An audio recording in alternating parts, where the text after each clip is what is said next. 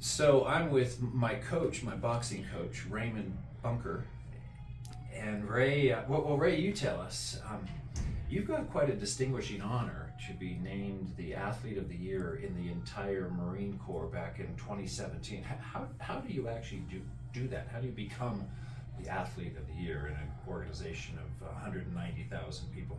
Yes, sir. Yeah. So actually, it was 2019. So it was still pretty recent. Thank you for remembering that. Joined the Marine Corps in 2013, and I had an opportunity to try out for the All Marine Wrestling team, and then they just decided that's going to be your full-time position. So I started training, and then I made the U.S. team, where I was number 1 in the United States, and then I was number 5 in the world for wrestling. But during that 2019 season, Carl, I just won basically every single event except the World Championships.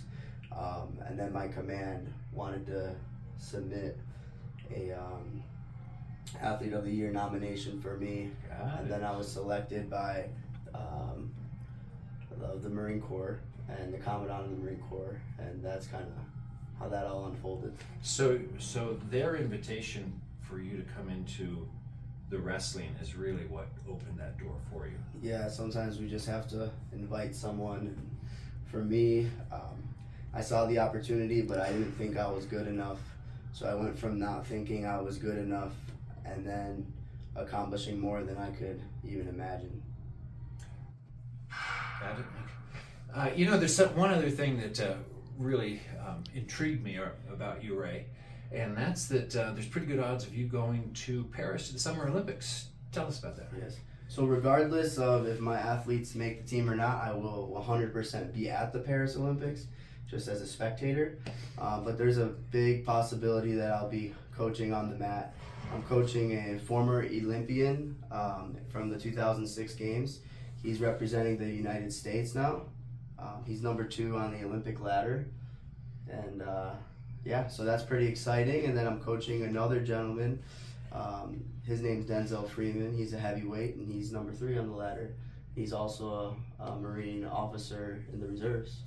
So one of the reasons I really want to get some coaching is because I'm working with an Olympic caliber coach. And of course, I always ask the question when I look at what's caused my success, whether it's in running, learning to run to the top of a 14,000 foot peak, jogging out of the Grand Canyon, becoming a nationally ranked water skier once upon a time. It was always because I had a great coach. And so, of course, the question is, who's coaching you? Who's helping you take your leadership to the next level, if not Olympic level? Well, shall we get back to work? Yeah, let's get training. So one of the things Ray taught me was to have the proper gear.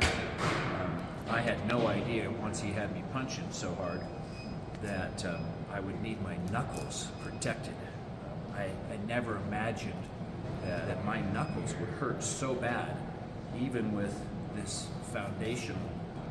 Ray, what's this called? What are these called? I believe these are fortress wraps. The thing that makes these specific wraps unique is it saves you so much more time having to wrap your hands. It's unique because of the knuckle shield. It really protects those knuckles. And so here he's got me protected, and they still ache. So that was a real surprise to me. So leaders, when you're watching this, what are some things that you know you have to do just to, so to speak, get in the ring every day and run a profitable company? What are the basics that without, you're going to hurt yourself, you're going to hurt your business? Good.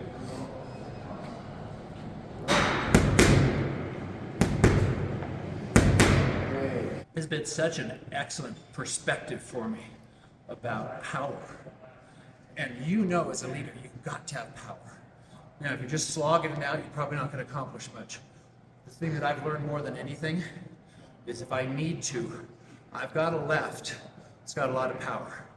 Anything that came out of this, I've got one left that I could possibly take someone out. I'm going to put a lot of power into it, thanks to Ray.